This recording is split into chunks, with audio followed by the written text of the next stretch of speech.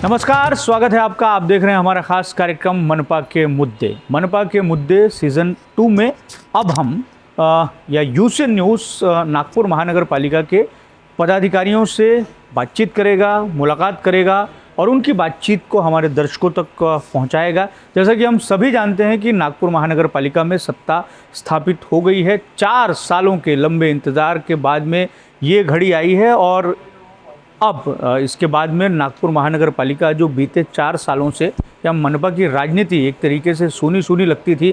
मनपा का मुख्यालय जो सिविल लाइंस में है वहाँ पर थोड़ी सी नागरिकों की या नेताओं की चहलकदमी वो कम होती थी। अब वो अचानक से सक्रियता बढ़ गई है और चहलकदमियाँ भी बढ़ गई हैं। तो मनपा चुनाव होने से पहले आपने, हमारे दर्शकों ने मनपा के मुद्दे का सीज़न 1 देखा था, जिसमें हमने उन लोगों से, उन नेताओं से बातचीत की थी जिन पर एक तरीके से जिम्मेदारी है कि मनपा की राजनीति को तय करने की या मनपा के मुद्दों को तय करने की। अब सत्ता स्थापित हो गई है। अब जिसके पास में नागपुर महानगर पालिका की राजनीति को चलाने की जिम्मेदारी है, अलग अलग पदाधिकारियों की, उनसे हम बातचीत करेंगे। इसी कड़ी में आज हम आए हैं नागपुर महानगर पालिका में विरोधी पक्ष नेता संजय महाकालकर जी से बातचीत करने, उनका इंटरव्यू करने।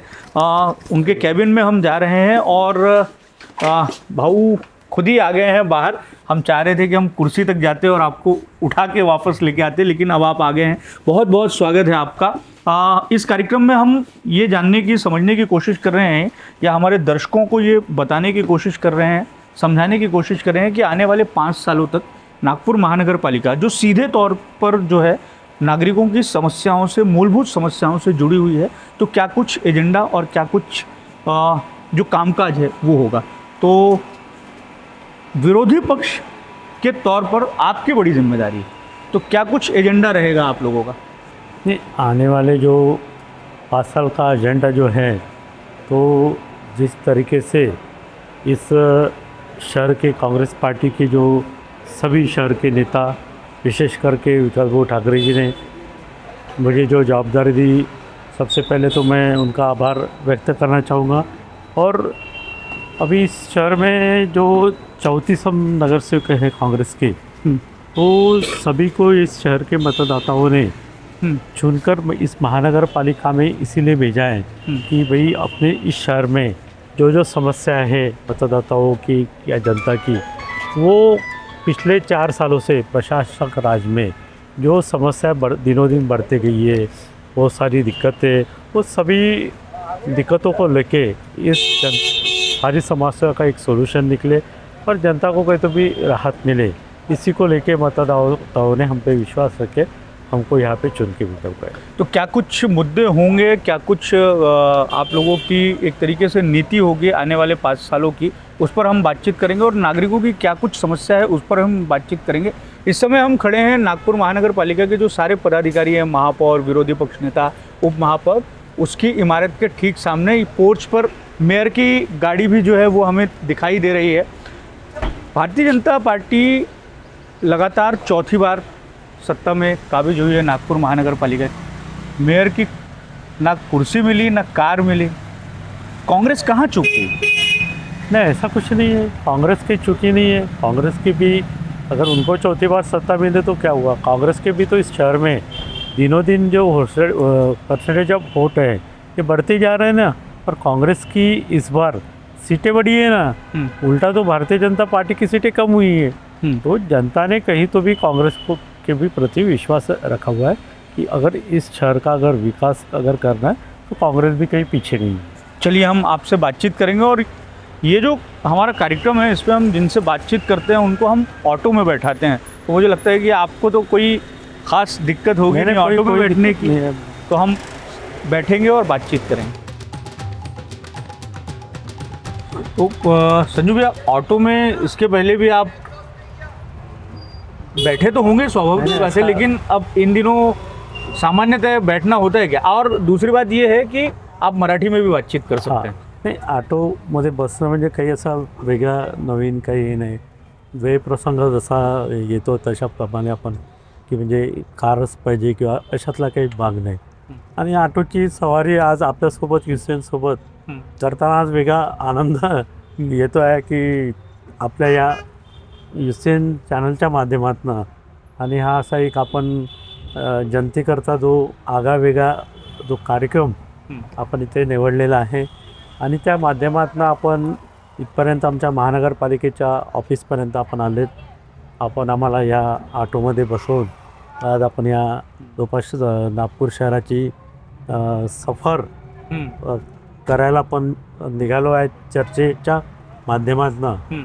तर हे एक अविस्मरणीय असा क्षण आहे असं म्हणायला काही पर वावगं होणार नाही. पर ऑटो में सामान्य तौर पर तो नहीं बैठते होंगे, हालांकि आम आदमी से या हम जब किसी शहर की बात करते हैं, उस शहर के रफ्तार और उसके जीवन की बात करते हैं, तो ऑटो बहुत कनेक्ट करता है उसको. ऑटो बहुत एक ज़रूरी एस्पेक्ट हो जाता है. नाही, शहरामध्ये कसं आहे कनेक्टिव्हिटी आणि आता असं फार कमी चान्स ऑटोमध्ये बसायचा येते. म्हणून मी म्हटलं की आज एक आगळावेगळा असा क्षण आहे की आपल्या माध्यमातून ऑटोत बसून या शहराची आपल्याला एक सफारी करायला मिळते. आणि त्यानिमित्ताने शहराला जवळून लोकांना जवळून हं. आणि देखील रोडवरच्या जी काही ट्रॉफिक सिस्टम आहे, ही काही चालण्याच्या ज्या पद्धती आहेत हं. की गाडी कुठल्या प्रकारे आपण चालतो आहे किंवा ज्या काही अडीअडचणी नागरिकांना येतात त्याचासुद्धा एक अनुभव मला असं वाटते की या सफारीच्या माध्यमातून निश्चितपणे आपल्याला होणार आहे. क्या समस्याएं लगती है आपको सर कि कौन कौन सी नागपुर शहर में समस्याएं हैं? और जैसा कि जिक्र हम कर रहे थे कि बीते 4 टर्म से भारतीय जनता पार्टी की नागपुर महानगर पालिका में सत्ता है, पर सत्ता लंबे समय से एक पार्टी की है, लेकिन समस्याएं जो हैं वो भी लगातार बढ़ रही हैं और उन समस्याओं को जिस तरीके से सुलझाना चाहिए वो नहीं सुलझ रही. क्या लगता है कौन कौन सी ऐसी समस्या है? बेसिक प्रश्न असा आहे की मागच्या 4 टर्मपासनं ह्या नागपूर शहरामध्ये BJPची सरकार महानगरपालिकेमध्ये आहे. परंतु ही असताना आपण जर बघितलं असेल की मागच्या 4 वर्षामध्ये प्रशासकसुद्धा या शहरामध्ये होते आणि त्याच्या आधीचा जर कार्यकाळ जर आपण बघितला तर 2017च्या निवडणुकीमध्ये 17 आणि 18 जर आपण जर हे 2 वर्ष जर सोडले, मला असं वाटतं की 19, 20 आणि 21 हा 3 वर्षाचा काळ हा कोरोनामध्ये गेलेला आहे. आणि त्या वर्षात नंतरचं जे महानगरपालिकेचं पुन्हा 1 वर्ष जो जे मिळालं, त्या 1 वर्षामध्ये महानगरपालिकेची स्थिती परिस्थिती एवढी दयनीय होती. ती नगरसेवक म्हणून मला असं वाटतं की नगरपालिकेच्या माध्यमातून प्रभागामध्ये कुठल्याही प्रकारचं असं काम करण्याची ती संधीच उपलब्ध झाली नाही. आणि हे सगळं बघत असताना की प्रशासक काळ 4 वर्षाचा होता, त्याच्या आधी 3 वर्ष हा कोरोना काळ गेला आणि त्याच्या कितीतरी वर्ष जे सत्ताधारी या शहरामध्ये होते आणि अचानकपणे कोरोनाचा जो काळ आणि जी परिस्थिती या शहराच्या की देशातील सर्वांना ती अनुभवावी लागली. परंतु जर आपण नागपूर शहराचा जर त्यात जर विचार केला तर त्यावेळेला ज्या शहरातील लोकांना जी सळो की पळो जी परिस्थिती झाली, या सर्व परिस्थितीला म्हणजे मुकाबला करण्याकरता किंवा याला सावरण्याकरता या शहरामध्ये महानगरपालिकेच्या माध्यमातून ज्या काही सोयीसुविधा ज्या पाहिजे होत्या त्या गोष्टीची कमतरता आपल्याला निश्चितपणाने या कोरोना काळामध्ये जाणवली. आणि ही ह्या शहरातील जवळपास सर्वच नागरिकांना जाणवली, कारण की महानगरपालिकेच्या त्या सर्व दवाखान्यांच्या माध्यमातून या शहरातील जनतेला ज्या सोयी मिळायला पाहिजे होत्या, ज्या गोरगरीब जनतेला ज्या सोयी मिळायला पाहिजे होत्या, त्या सोयी त्या काळामध्ये मिळालेल्या नाही. आणि त्यानंतर जर आपण विचार केला की 4 वर्षाचा प्रशासक काळाला, सर्वप्रथम तर मला असं वाटते की जी परिस्थिती या नागपूर शहरामध्ये त्या 3 वर्षामध्ये जी उद्भवली होती, तर पुन्हा समोर अशी जर परिस्थिती अचानकपणे जर पुन्हा जर आली तर त्या सर्व बाबींना आपण मुकाबला करू शकलो पाहिजे. त्यांच्याकरता लागणाऱ्या या शहरामध्ये महानगरपालिकेच्या माध्यमातून सर्व हॉस्पिटल्स सर्व यंत्रणा ही सज्ज राहायला पाहिजे होती. तर ह्या 4 वर्षाच्या काळामध्ये मला असं वाटत नाही की प्रशासकांनीसुद्धा या सर्व बाबींना गंभीर घेऊन कुठेही या शहरातील नागरिकांना दिलासा देण्याकरता असं काही ठोस कार्य या शहरामध्ये केल्याचं दिसत नाही. आता परत आम्ही ते मतदारांनी आम्हाला निवडून पाठवलं आहे आणि पक्षाने मग माझ्यावर जी जबाबदारी दिलेली आहे, पण मला असं वाटत आहे की जेव्हा कधी सभागृहाची सुरुवात आता काही दिवसात होणारच आहे आणि त्या काळामध्ये ह्या सर्व बाबींचं की या 4 वर्षामध्ये प्रशासकांनी या शहरातील जनतेकरिता काय काय ठोस निर्णय घेतले. कारण की आपण बघितलं असेल, कोरोना काळ पण असेल किंवा कुठली जर परिस्थिती असेल, टॅक्स आपण महानगरपालिकेने कोणाला माफ नाही केला ना.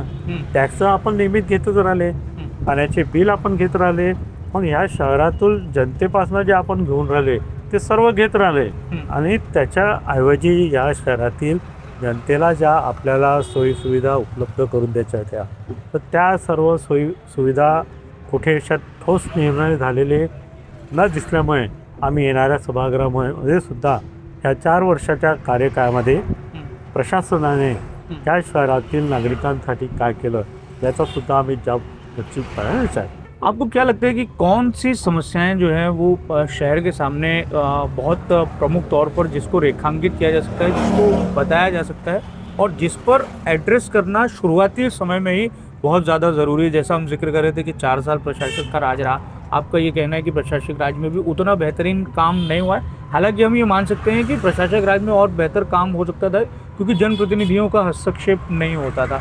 शहर को बड़ा और नए सिरे से विकसित किए जाने का क्रम शुरू है. हम देख रहे हैं कि बड़ी बड़ी इमारतें बन रही हैं, लेकिन जो ज़मीन पर जो इंफ्रास्ट्रक्चर जिस तरीके से होना चाहिए वो अब भी नहीं है. जैसे कि आपने भी कहा की 4 साल से म्हणजे 4 वर्षापासून ज्या शहरामध्ये नगरसेवक नव्हते आणि प्रशासकाला शहरामध्ये निर्णय घ्यायचं किंवा या शहरातील जनतेकरता काम करण्याकरता त्यांना मुभा होती, परंतु असं नाही आहे. कारण की जो जनप्रतिनिधी आहे किंवा या महानगरपालिकेमध्ये निवडून येणारा जो नगरसेवक आहे, जो आपल्या प्रभागातून निवडून येतो, आपल्या परिसरातून निवडून येतो, त्या भागातील समस्या म्हणजे तो देखील प्रत्येक नागरिकापर्यंत जातो ना.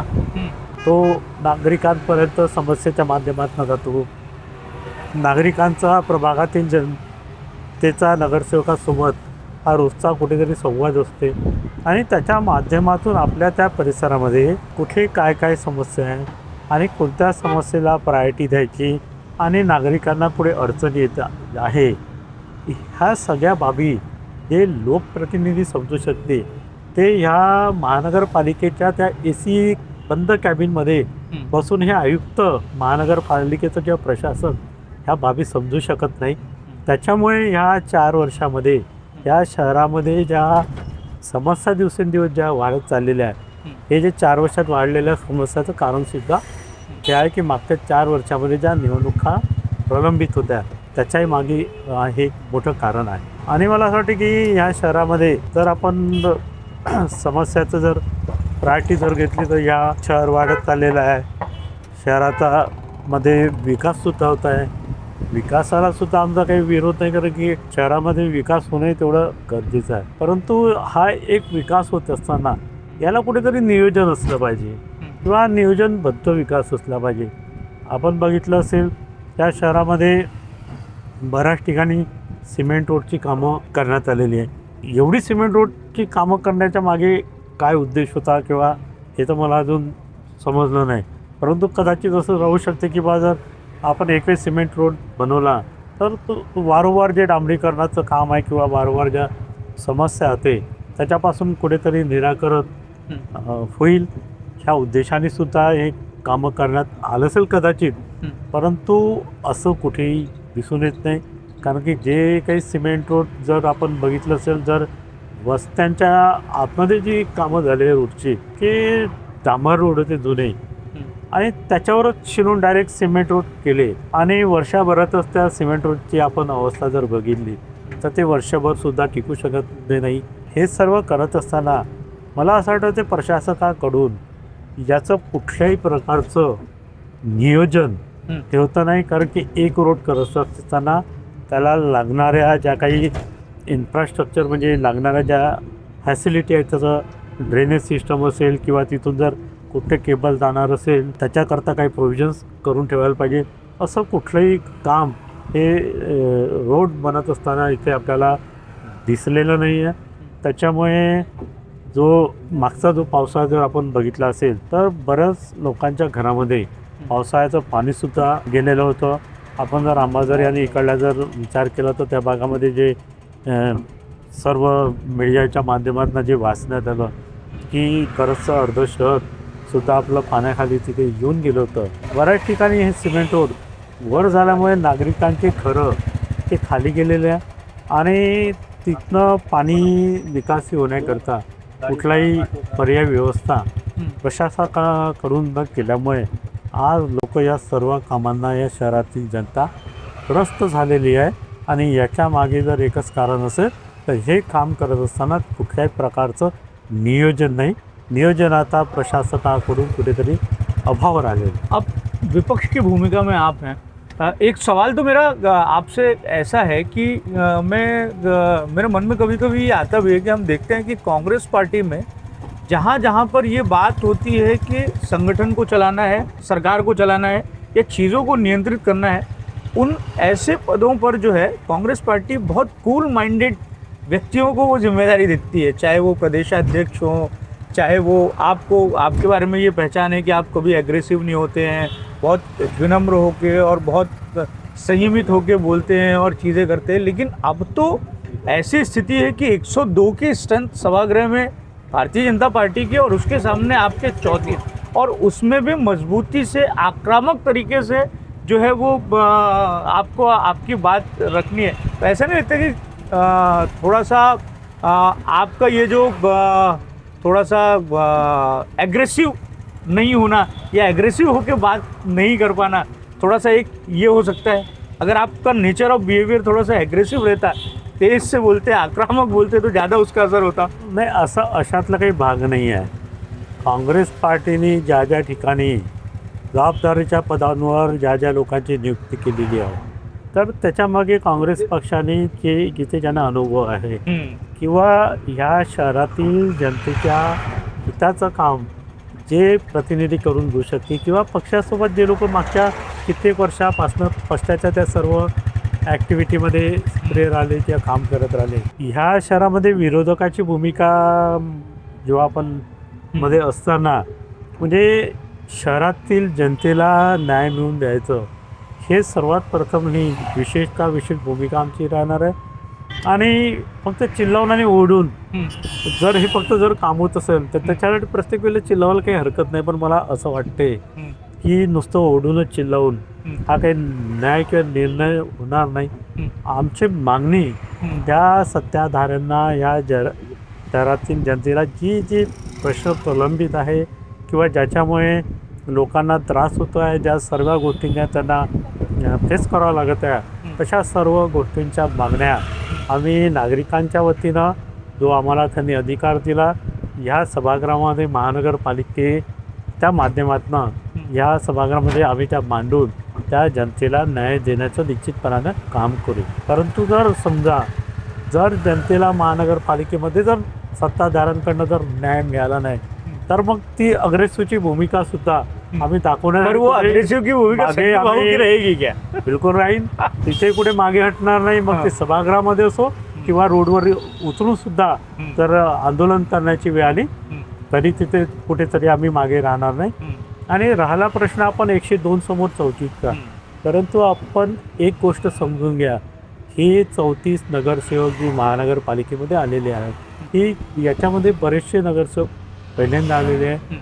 परंतु हे ते नगरसेवक आहे जे मागच्या कित्येक वर्षामध्ये महानगरपालिकेमध्ये काँग्रेस पक्षाच्या वतीनं माननीय विकासभाऊ ठाकरे यांच्या अध्यक्षतेमध्ये ज्या शहरातील जनतेला न्याय मिळवून देण्याकरता या महानगरपालिकेमध्ये वारंवार बऱ्याच ठिकाणी बऱ्याच विभागामध्ये जी काही मोर्चे आंदोलनं करण्यात आलेली आहे त्या सर्व आंदोलनामध्ये ही आलेली नगरसेवक हे अग्रेसिव्ह आणि हे प्राधान्याने उपस्थित राहून ह्या शहरातील जनतेला त्या मोर्चाच्या माध्यमातून न्याय मिळवून देण्याचं सुद्धा काम करत असताना आज निवडून आलेले नगरसेवक त्या सर्व काँग्रेस पक्षाच्या कार्यक्रमात ते उपस्थित होते.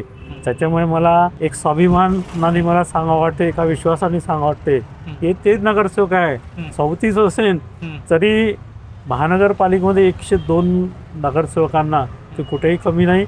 आणि ह्या शहरातील जनतेला न्याय मिळवून देण्यासाठी ती एवढी संख्या जी आहे ही पूर्ण आहे. आणि एवढ्या नगरसेवकांच्या माध्यमातून मला हा भरोसा आहे, हा विश्वास आहे ह्या शहरातील जनतेवर कुठे अन्याय होऊ देत आहे. पर कांग्रेस पार्टी का ये भी एक रहता होगा कि सोच की बहुत सारे अगर नीचे में एग्रेसिव लोग हैं तो उनको संभालने के लिए एक पोलाइट आदमी को ऊपर में बैठा दो, समझदार आदमी को बैठा दो जो गुस्सा ना करता हो, वो बराबर नियंत्रित करेगा अपने पेशेंस को बिना खोए हुए. तो काँग्रेस पक्षाचा निर्णय आहे, व नेत्याचा निर्णय आहे. परंतु मागच्या 4 टर्मपासनं तर मी या महानगरपालिकेमध्ये नगरसेवक आहे. आणि आपण ह्या पक्षासोबत नेहमी सतत त्यांना सोबत राहिलेलो आहे. प्रत्येक कार्यक्रमात, प्रत्येक याच्यामध्ये आपला सहभाग राहिलेला आहे. कुठेतरी पक्षाने तो म्हणजे कार्यकर्त्याला न्याय मिळाला पाहिजे ह्या उद्देशाने सुद्धा काँग्रेस पक्षाने मला ही जबाबदारी दिली. आणि मला असं वाटतं की काँग्रेस पक्षाचे मध्ये काम करणारे जे कार्यकर्त्याचे जे लोक आहेत त्यांनी माझ्यावरनं एक समजून घ्यावं की जर तुम्ही पक्षासोबत सातत्याने पक्षासोबत जर इमानदारीने जर राहिले तर मला असं वाटतं की पक्षाचं नेतृत्व हे निश्चितपणानं न्याय देण्याच्या भूमिकेत असते. आणि जेव्हा कुठे त्यांना संधी मिळेल तर ह्या सर्व अशा लोकांचं विचार करून प्रत्येकाला न्याय निश्चितपणाने मिळेल. त्याचा एक उदाहरण म्हणजे मला असं वाटतं की आज पक्षाने माझ्यावरती जी विरोधी पक्षनेता म्हणून जी महानगरपालिकेमध्ये जी जबाबदारी दिलेली आहे एक उदाहरण आमच्या काँग्रेस पक्षाच्या सर्व कार्यकर्त्यांसाठी एक चांगलं एक उदाहरण है. पर आपको निजी तौर पर कभी सलाह मिली है कि आप लीडर ऑफ अपोजिशन है तो थोड़े से आप एग्रेसिव होइए. हम आपको लंबे समय से देख रहे हैं कि आपका वॉल्यूम भी जो रहता है बातचीत करने का उसका लेवल भी एक बिल्कुल तय रहता है. आप उसके ऊपर कभी हाई पिच में जाते नहीं हैं, कभी किसी से तेज़ आवाज़ में बातचीत नहीं करते हैं. तो निजी तौर पर ये सलाह नहीं मिलती कि आप लीडर ऑफ अपोजिशन हैं, थोड़े से आप एग्रेसिव होइए, थोड़ा सा ऊंचा बोलना शुरू करिए. नहीं देखो, शहर की जनता के लिए न्याय मांगने के लिए हम तो सभागृह में जो जवाबदारी है वो तो हम पार पाडेंगे. आणि ती जबाबदारी पूर्ण आम्ही करणारच आहे. परंतु ही जबाबदारी पूर्ण करत असताना न्याय मागण्याचं काम आमचं आहे. परंतु आपल्याला सांगितलं की बा अग्रेसिव्ह राहण्याची सुद्धा जर भूमिका घेण्याचं काम पडलं तिथे आम्ही मागे असणार नाही. आणि आवाज जर वाढवायचं काम पडलं तर तो आवाजही आमचा तिथे आम्ही सभागृहामध्ये आम्ही दाखवून देऊ. ठीक, संजू भाई हम आपसे बातचीत करेंगे. हम जिसका हम इंटरव्यू करते हैं हमारे खास कार्यक्रम मनपा के मुद्दे में, उनके साथ में हम चाय भी पीते हैं. तो हम चाय पीते पीते भी आपसे चर्चा करेंगे और कुछ बातचीत करने का प्रयास करें.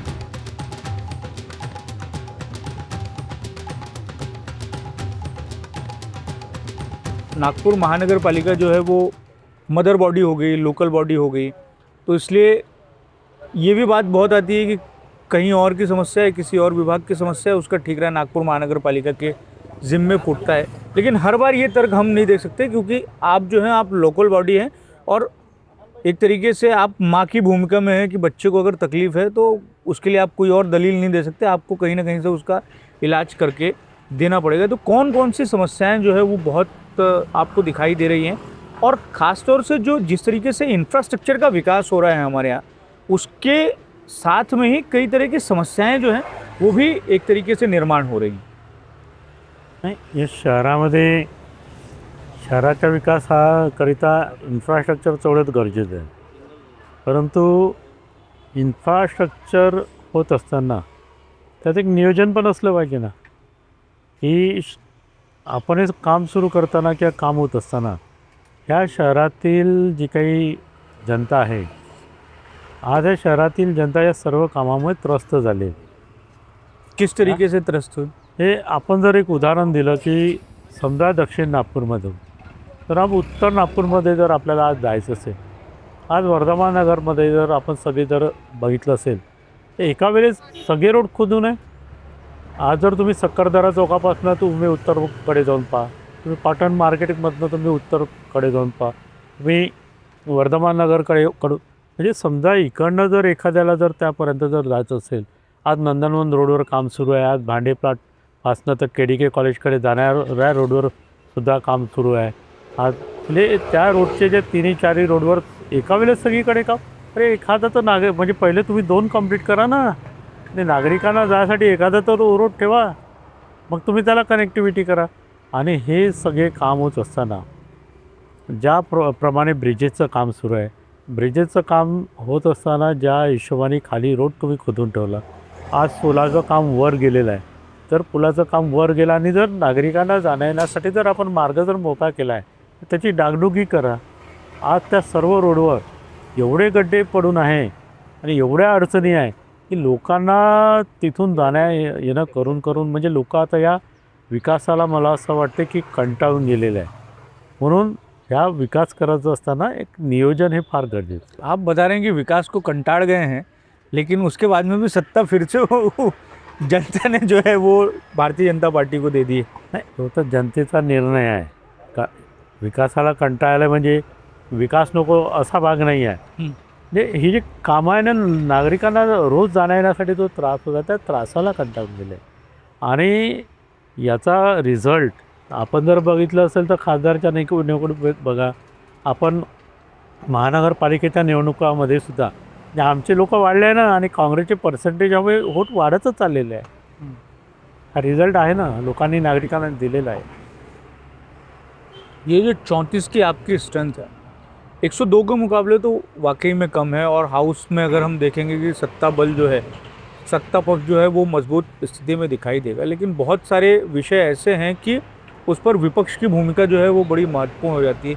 नागपुर महानगर पालिका से रिलेटेड करके अगर हम देखें तो बहुत सारी ऐसी समस्या है कि बहुत सारी सेवाएं नागपुर महानगर पालिका की ओर से जो है वो जनता को दी जाती है. आपने मेरे ख्याल से अस्पताल का सिर्फ जिक्र किया, कोविड का कालखंड में क्या कुछ हुआ उसकी बात करते हुए, लेकिन शिक्षा है, घन कचरा है और भी बहुत सारी जो है वो महत्वपूर्ण चीज़ें हैं.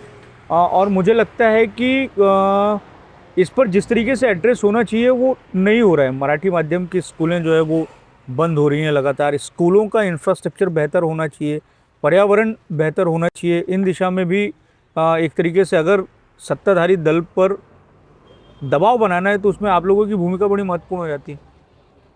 निश्चितपणाने ह्या शहरामध्ये काँग्रेस पक्षाचे 34 नगरसेवक निवडून आले, पण ह्या शहरातील जनतेला न्याय देण्याकरता या महानगरपालिकेच्या माध्यमातून या शहरामध्ये जो काही रखडलेला विकास आहे हा पूर्ण करून घेण्याकरता आज हे 34चे जे नगरसेवक आहे ते सफिशियंट आहे ना, कारण की ते अनुभवी आहे. आपल्याला मी मागेही म्हणजे थोड्या वेळ आधी कुठल्या तरी प्रश्नाच्या ह्याच्यात सांगितलं की हे जे नगरसेवक आहे हे सर्व युवा आहे. आणि ह्या शहरामध्ये काँग्रेस पक्षाच्या वतीने सन्माननीय अध्यक्ष विकासभाऊ ठाकरे यांच्या नेतृत्वामध्ये या शहरातील जनतेला जेव्हा जेव्हा न्याय देण्याचं कामाकरता महानगरपालिकेमध्ये मोर्चे काढावे लागले, आंदोलन करावे लागले, त्या सर्व याच्यामध्ये हे जे नगरसेवक हे सक्रिय होते ना, ते अनुभवी आहे.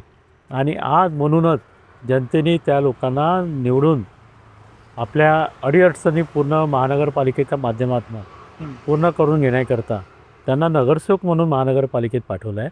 मला असं वाटते की ह्या शहरातील जनतेला न्याय देण्याकरता ही संख्या काही कुठे कमी पडणार नाही. राहिला प्रश्न या शहरामध्ये शाळांचा, तर हे गरजेचं आहे. आपण जर या शहरामध्ये जर बघितलं असेल तर प्रायव्हेट शाळा दिवसेंदिवस वाढत चाललेल्या आहे. आणि जिथे महानगरपालिकेच्या ज्या मोठ्या शाळा आहे किंवा ज्या परिसरामध्ये मुलांना येणाऱ्या ज्या परिस्थितीनुसार आज प्रत्येक आईवडिलाला असं वाटतं की आपला घरचा मुलगा जो आहे हा इंग्रजी माध्यमाचा त्या शाळेमध्ये शिकला पाहिजे. आणि मला असं वाटतं की जसं वातावरण असते त्या हिशोबाने आपल्याला वागणं जरुरी आहे, तशी वाटचाल आपल्याला करणं गरजेचं आहे. म्हणून महानगरपालिकेच्या सुद्धा बऱ्याचशा शाळा त्याची मला वाटते कुठेतरी सुरुवात झाल्याचं सुद्धा आपण ऐकलं आहे. परंतु ते पुढाकार घेऊन आम्ही या महानगरपालिकेच्या या शाळा ह्या इंग्रजी माध्यमाच्या करण्यामध्ये कुठे इंग्रजी माध्यम सुरू करण्याकरता सुद्धा आम्ही माननीय महापौरांना तशी आम्ही या महानगरपालिकेच्या माध्यमातून विनंती करू आणि या शहरातील गोरगरीब ज्या मुलांना आपल्याच या महानगरपालिकेच्या शाळामध्ये इंग्रजी माध्यमाचं शिक्षण देण्याचा प्रयत्न करू.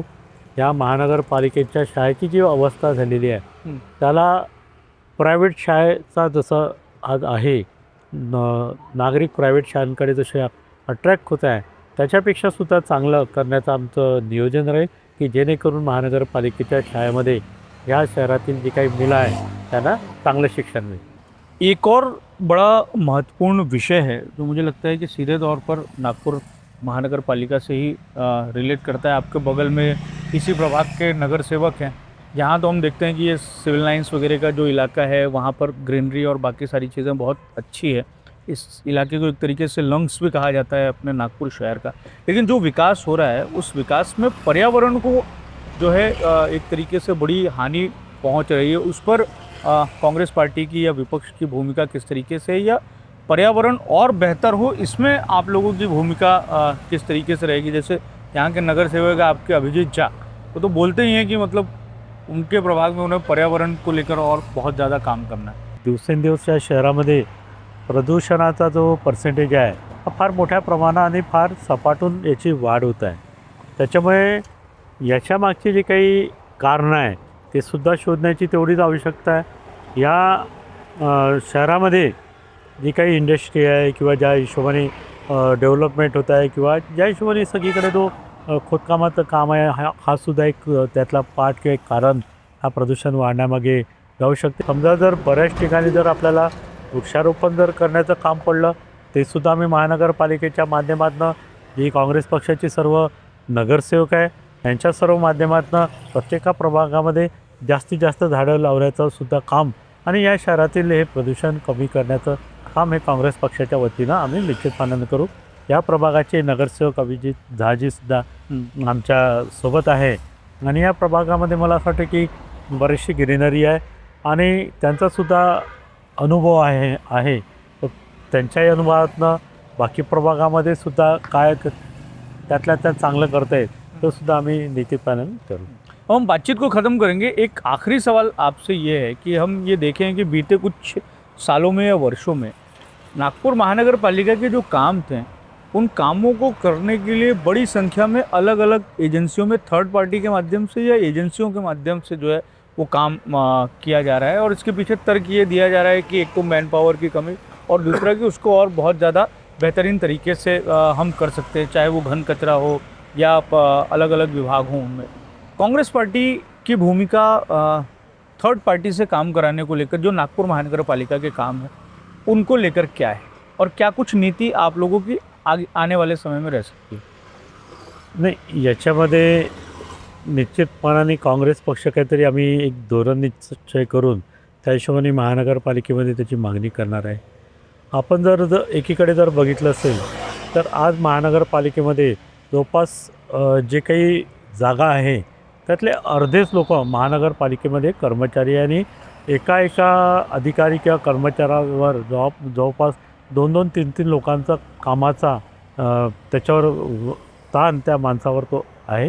कारण की मला असं वाटतं की काय कारण आहे त्याच्या मागचे येणाऱ्या दिवसामध्ये आम्ही ते सर्व शोधून काढू की बा एवढ्या जागा खाली असताना ह्या महानगरपालिकेमध्ये जागा भरण्याकरता सरकार परवानगी का देत नाही किंवा महानगरपालिकेला त्या जागा भरण्याकरता कुठे अडचण आहे हा सुद्धा फार एक महत्त्वाचा मुद्दा आहे. आणि एकीकडे महानगरपालिकेमध्ये जागा रिकाम्या आहे तिथे आपण जागा भरत नाही आणि प्रत्येक काम हे प्रायव्हेट एजन्सीकडे देण्याच्या मागचासुद्धा काय उद्देश आहे हे सुद्धा तपासण्याची तेवढीच गरज आहे. आपण बघितलं असेल की ह्या शहरामध्ये जे OCWच्या माध्यमातून की बा ह्या शहरातील नागरिकांना 24 तास मुबलक पाणी मिळावं म्हणजे 24/7 ह्या माध्यमातून किंवा हा दृष्टिकोन ठेवून OCWला आपण मागच्या कित्येक वर्षापासून महानगरपालिकेमध्ये आपण काम दिलेलं आहे. परंतु आजही एवढ्या वर्षानंतर जर परिस्थिती जर आपण बघितली असेल तर ह्या शहरामध्ये बऱ्याच ठिकाणी टँकरद्वारा पाणी पुरवठा आजही केला जातो आणि ज्या ठिकाणी आपण 24/7 म्हणजे मला असं वाटतं की 7 आठवड्यातनं 7ही दिवस 24 तास पाणी हा त्याच्या मागचं जे स्लोगन होतं की बा त्या लोकांना 24 तास पाणी मिळायला पाहिजे. परंतु अशा प्रकारचं कुठेही दिसून येत नाही. बऱ्याच ठिकाणी जर आपण बघितलं तर आधी बरेच नागरिक 1 तास पाण्यासाठी सुद्धा त्यांना मिळत नाही आणि त्याच्यासाठी पिण्याच्या पाण्यासाठी सुद्धा त्रस्त झालेले आहे. त्याच्यामुळे मला असं वाटतं की याच्यापेक्षा चांगलं महानगरपालिकेचे अधिकारी जेव्हा महानगरपालिकेमध्ये स्वतःचं नियोजन होतं तेव्हासुद्धा लोकांना मुबलक पाणी मिळत होते आणि पाणी न देणे, टँकरद्वारा पाणी पुरवठा होणे, परंतु जे बिलं आहे नागरिकांना जे जात आहे त्याच्यामध्ये आपण कुठल्याही प्रकारचं कमतरता जाणवत नाही. हे दिवसेंदिवस वाढवत आहे आणि याच्या आधी जी 3-3 महिन्यानंतर जी बिलं येत होती, मला असं वाटतं की आता जवळपास या निवडणुकीच्या एवढ्यातच ती दर महिन्यामध्ये ते लोकांना ते देणं हे गरजेचं पडत आहे. जर समजा तुम्ही बिल जर भरलं नाही तर OCWचे ते अधिकारी या आपल्या लोकांना ज्या हिशोबाने त्रास देतात त्या हिशोबाने त्यांना जे पाणी मिळालं पाहिजे त्याच्यामागे त्यांचं लक्ष नाही. तर हे सर्व जर बाबी जर आपण जर महानगरपालिकेच्या अधिकाऱ्यांनी किंवा महानगरपालिकेच्या माध्यमातून जर केलं याच्यापेक्षा चांगलं नियोजन महानगरपालिका या शहरामध्ये ते पाण्याचं असो किंवा कचऱ्याचं असो. घनकचऱ्याच्या बाबत जर आपण चर्चा करतो जर म्हटलं तर या नागरिकांपर्यंत रोज कचरा गाडी ही रोज कचरा घेण्याकरता तो ओला कचरा असो किंवा सुका कचरा असो हे घेण्याकरता जी गाडी रोज नियमित तिथपर्यंत जायला पाहिजे ते सुद्धा जाताना देत नाही. बऱ्याच ठिकाणी गाड्यांचा अभाव आहे. 2-2, 3-3 दिवस लोकांच्या दारापर्यंत गाडी जात नाही. एखादा जर गाडीवाला जर सुट्टीवर असेल तर त्याचा अल्टरनेटिव्ह व्यवस्थासुद्धा ह्या कंपनीजवळ आहे. ह्या प्रायव्हेट कंपनी ह्या शहरामध्ये ठेवण्याच्या मागे का उद्देश आहे ते निश्चितपणानं कांग्रेस पार्टी तपासून पाहते. संजू बाबू, एक सवाल मुझे लगता है कि बड़ा ज़रूरी है। कांग्रेस की भूमिका तो नागपुर महानगर पालिका में जिस तरीके से रही और वो जो आंकड़ों में परिवर्तित हुई वो दिखाई दी, लेकिन एक बड़ा दिलचस्प चुनावी परिणाम जो है वो आपके जो चुनाव प्रभाग है उसमें भी निकल कर सामने आया है। 3 सीटें जो हैं वहाँ से MIM ने जीती है और एकमात्र अकेले आप हैं जो कांग्रेस की सीट पर वहाँ से जीत के आए थे। तो मुस्लिम बहुल इलाका उस क्षेत्र में बहुत है। कांग्रेस का एक तरीके से वो इलाका पूरा का पूरा गढ़ भी रहा है। तो इस बार के चुनाव में आखिर क्या ऐसा हो गया कि MIM 3 सीटें आ गई और MIM का पूरा पैनल था, उस पैनल से आप एक उम्मीदवार विजयी निकलकर सामने आए, तो क्या चुनावी गणित था पूरा? नाही, कसं आहे की हा जो प्रभाग आहे सर्व धर्म समभावच्या याने जर हा प्रभाग जर बघितला तर मला असं वाटतं की शहरामध्ये संत ताजुद्दीन बाबांचं जे देवस्थान आहे ते ह्या प्रभागामध्ये आहे. भोसलेकालीन जे वाडे आहे किंवा श्रीमंत राजे भोसले रघुजी भोसले जे या शहराचे होते त्यांचं निवासस्थान या प्रभागामध्ये आहे. आणि या प्रभागामध्ये विविध प्रकारचे लोक आहे. मग ते सेवादलनगरसारखा एक सेवादलनगर असो किंवा ताजबागचा सुद्धा याच्यामध्ये मुस्लिम बहुल परिसरसुद्धा मोठ्या प्रमाणामध्ये आहे, हिंदू परिसरसुद्धा मोठ्या प्रमाणामध्ये आहे. आणि ह्या निवडणूक होत असताना मला असं वाटतं की हिंदू बेल्टमध्ये कुठेतरी वोटांचं डिवायडेशन काही अपक्षामुळे किंवा कुठेतरी ते झाल्यामुळे आणि पर्सेंटेज ऑफ वोट जे आहे याचंसुद्धा मला वाटतं की निवडणुकीत कुठेतरी तो फरक पडला आहे. म्हणून हा रिझल्ट आपल्या इथे समोर आलेला आहे. ताजबागचा जो मुस्लिम बेल्ट आहे तिथेसुद्धा नागरिकांनी जो आहे MIMला त्यांची बऱ्याच वर्षापासून ते प्रयत्न सुरू होते आणि मला असं वाटतं की मतदार यावेळी वाढल्यामुळे तो रिज़ल्ट आज आपल्यासमोर आलेला आहे. पर 3 सीटें MIM की निकल गई, वो पूरा का पूरा पैनल था। 4थी सीट जो है वो नहीं निकली। वहाँ की जनता ने MIM के कैंडिडेट को नकार के कांग्रेस के कैंडिडेट के रूप में आपको चुना।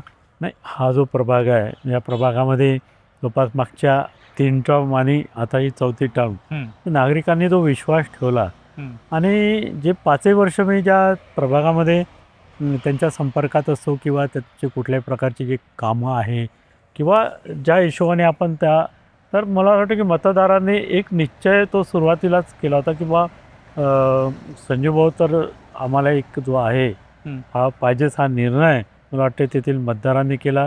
त्या मतदारांनी काँग्रेस पक्षाच्या सर्वच लोकांना मदत केली, याच्यामध्ये कुठेही दुमत नाही. परंतु वोटांचं कुठेतरी बाकी लोकांच्या याच्यामध्ये थोडं विभाजन झाल्यामुळे आज काँग्रेस पक्षाचे उमेदवार तिथे आज राहून गेले असं मला वाटतं.